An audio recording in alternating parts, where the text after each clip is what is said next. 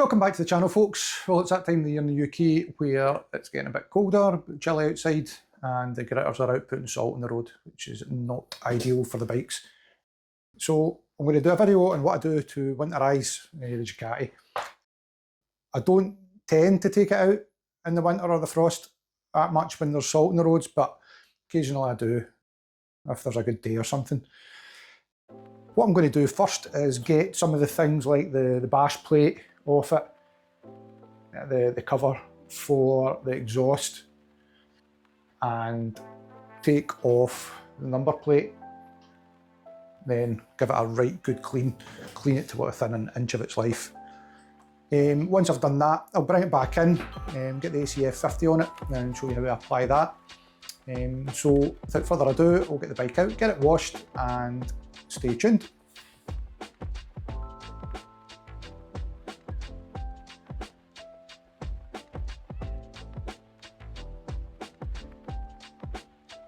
First step is to give the bike a good rinse. I've got the pressure washer set to a soft setting here. Don't be going blasting your bike with high pressure water.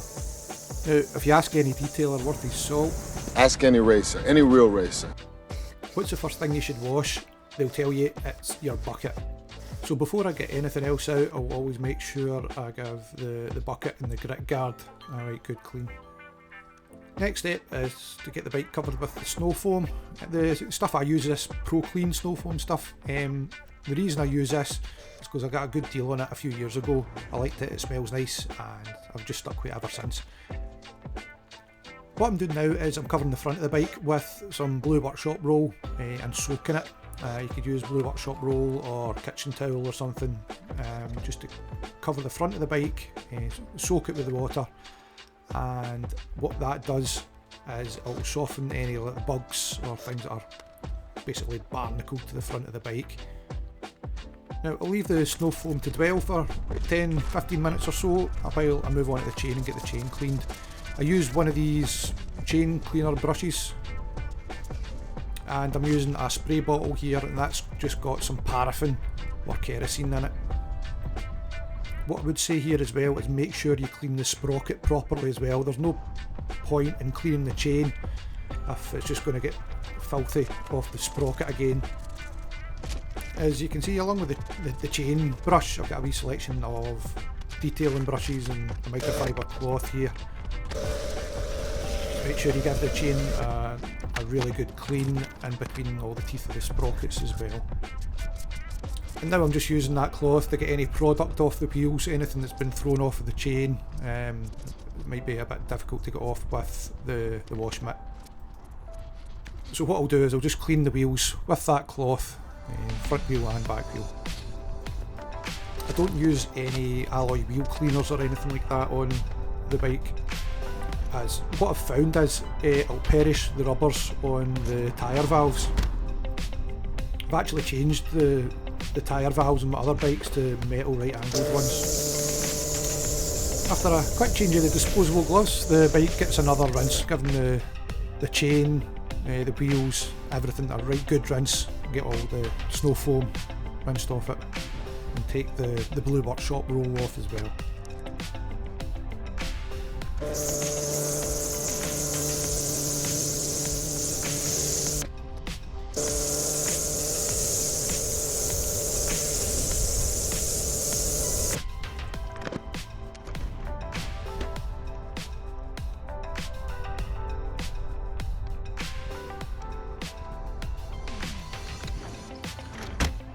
Now what I'm using here is muck off bike cleaning spray. I just get sprayed everywhere all over the bike.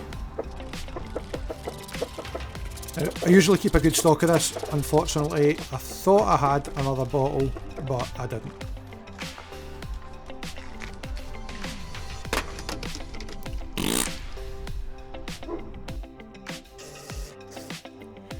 I was back out with the snow foam, just sprayed some more snow foam over it. Now, ideally what you want is to do a 2-bucket safe wash here, one for the wash, one for the rinse.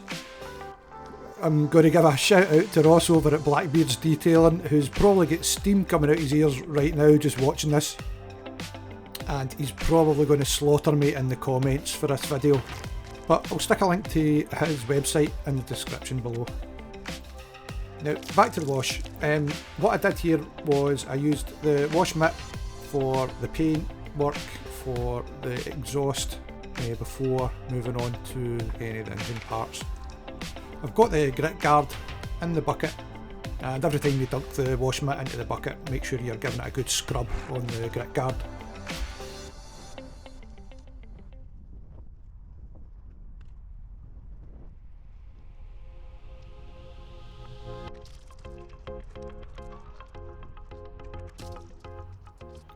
Once I've done all the paint work, the engine cases and the exhaust end can, I'll go over the wheels and then I'll go around the rim of the exhaust. Now this was particularly black because of a refuelling issue with the bike this year.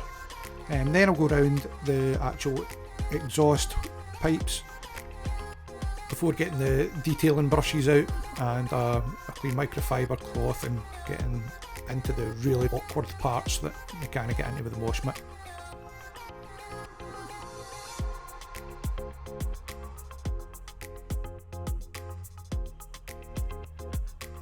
And once that's done, time for the final rinse, making sure you get all the soap suds, all the product off it. Again, it might not seem like it on the video, but the pressure washer is set too soft. You don't want to put too much water pressure on the bike. Right, so that's me get the bike in, all washed, dried. Blow dried using the walkie blower just to get in round about all the nooks and crannies round about the engine. And what I'm going to do now is get it ready to go with the CF50. And what I'm going to do first is pop that in there. It's a bucket of hot water. Makes it easier to spray when it comes out of the spray bottle. Just a garden pump spray. Cover the parts that I don't want any of the CF50 to go on, so that'll be the tyres. And I think that's about it. Obviously the brakes, that should be covered by the tyres. What you might have seen when I was cleaning the bike as well, the rag I've stuffed in there just to stop the water going down the exhaust. Always have a brightly coloured one, just so you remember to take it out before you start the bike up. You can maybe see the black plastics here, they're looking a bit grey and faded. A couple of watermarks on them as well. But the ECF50 is going to bring that up absolutely cracking. I'll freshen them right up, make them look as new, well, as new as you can expect from a 10-year-old bike. Right. So the ACF50 has been sitting in the hot water for maybe about 20 minutes now, so it should be nice and easy to spray out the spray bottle. So what we're going to do is just spray it on pretty much everything, apart from the tyres and the brakes. I put it in the paintwork. Some people say don't put it in the paintwork because it puts a film on it, but gives that wee bit of protection and brings up as I say, the black plastics really well. So here we go.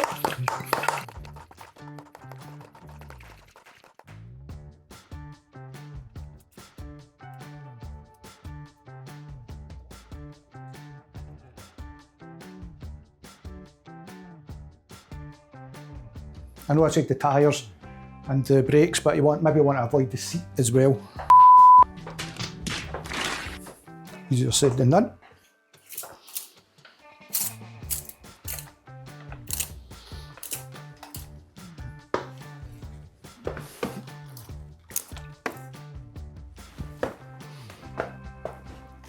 Excuse my baldy napper. So I'm just going to let that sit for 5 minutes now.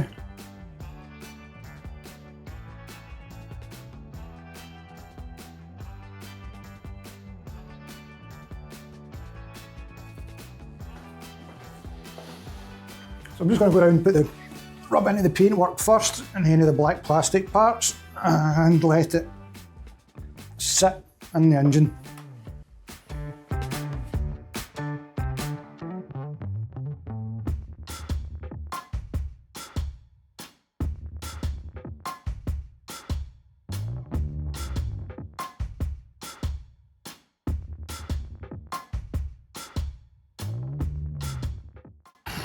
foot pegs. Foot pegs as well, try and keep it off the foot pegs. Another good thing about the ACF 50, it makes the bike really easy to wash once you've applied it. What I'm going to do now is take a clean microfiber cloth and wipe up all the excess, particularly from the paintwork. A lot of people don't like putting it on the paintwork because of the film it leaves. I'll show you the film in a minute. Also, I'll show you the difference it's made to the black plastics.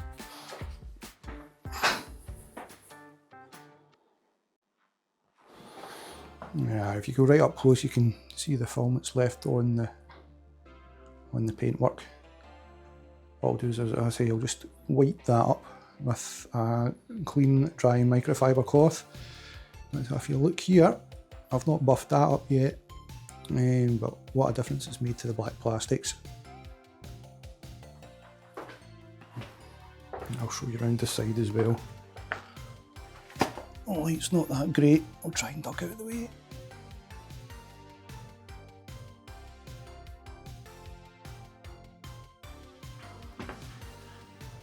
It makes a big difference to the engine casings.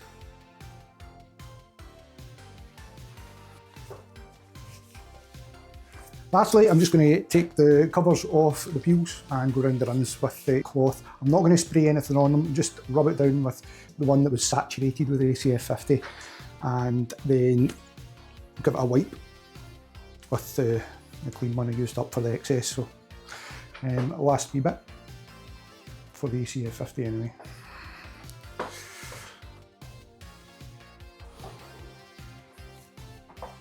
Another good thing about doing a deep clean in your bike is you can check some of the serviceable parts like the brake discs and the brake pads.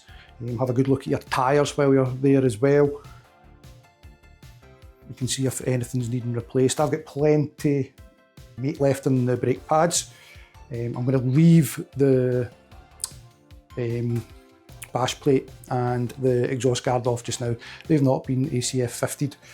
I'm going to do a service on the bike as well, so oil and filter change. So I'll leave them off for that, make things a bit easier to get into. Next step is the windscreen. I'm just going to clean the windscreen and treat it. Right, as you can see, I've got the screen back on and I'm going to apply some of this Rain-X plastic water repellent stuff. Now, make sure you get the plastic stuff.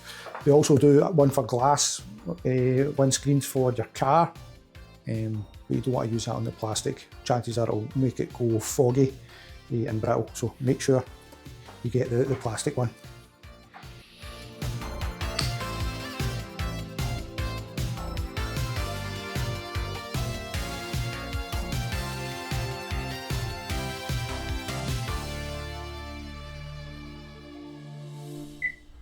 Right, so that's us pretty much done with the cleaning of the bike. What I'm going to do now is get it back outside and let you see it in the light. I've still got the chain to do and want to make sure the chain is fully dry before I put any lube or anything on it. So I'll wheel it outside, let you see it in the sunlight, and that should be us.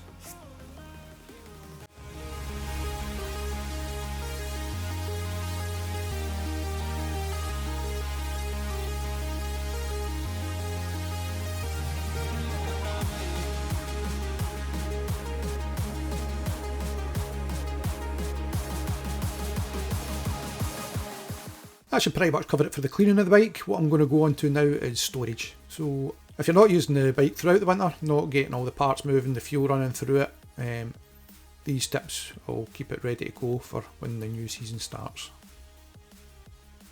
Your three main concerns are going to be your tyres, your battery and the fuel. Now if it's a carbureted bike you've got, what you could do is switch off the fuel tap, let it run until all the fuel in the carburetors has been used up. Maybe even drain the float balls if you want to go that far as well. I certainly wouldn't be leaving any fuel in the carburetors over the winter if you're going to be leaving it for a considerable amount of time. The fuel's just going to go bad and it's going to give you no end of trouble when you're trying to start it up come the springtime when you're dusting it off again. With regards to your tyres, you want to make sure your tyres are fully inflated, maybe even overinflated, and best practice is not to leave them on a hard concrete floor. Put a couple of, I've got foam mats that I used to have down in the garage. I put a couple of them down on underneath the front wheel. If you get a centre stand, that will raise the back wheel off the ground. That's not too bad. But if your bike's just got a side stand, try and put some foam mats or some towels down or something underneath it, just so you're not going to get a flat spot on your tyre. Now, there's a few different schools of thought when it comes to the battery, whether you take it into the house where it's a bit warmer, whether you leave it outside or in a garage where the temperature's likely to drop. I've always kept mine in the garage when I've had the garage. Prior to that, I stayed in the flat and I just took the battery out of my bike, took it into the house and kept it on a trickle charge. Nowadays I've got the garage there, I've got power in the garage, and I've got an Optimate battery tender, which all my bikes have got an SAE lead on them, so I can easily swap between the bikes. I've only got the one battery tender, but I usually swap it week about, depending on which bike's getting used. To be fair, it'll always be the Ducati that's getting used. I don't take the GPZ out in the winter. Now, when it comes to covering your bike, obviously if it's going to be outside and it's going to be exposed to the elements, you want to get it covered with a waterproof cover. You get the ones with straps and buckles underneath it that will hold it down in place. What I tend to do as well, if I ever had to leave mine outside, was wrap a couple of bungee cords around it as well, just to stop the cover flapping about in the wind or getting caught or blown away. If you've got a garage or it's kept indoors, I tend to keep the bike covered, but not with a waterproof cover. If it's indoors, I don't want any moisture at all just to get trapped in there. I will still cover it. I'll cover it with a fleece blanket or an old bed sheet or something like that. Something that's soft, it's not going to catch and scratch the paintwork.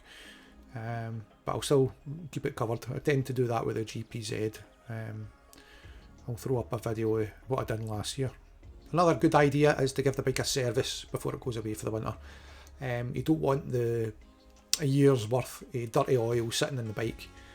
Give it a service, get some fresh oil in it, fresh oil filter, and it'll be so much better for the bike when you try and start it come the springtime. And with regards to the fuel in the fuel tank, make sure the tank is filled to the brim. What I tend to do as well, I put some fuel stabiliser in with it as well, and every now and again just give it a shake, give the bike a shake and slosh the fuel about in the fuel tank. You don't want it sitting with half a tank of fuel that you're getting to it, the fuel going off, blocked jets or blocked injectors. So if there's anything else you think I've missed, just let me know down in the comment section below. Don't forget to like and subscribe to the channel, and hope to see you in the next one.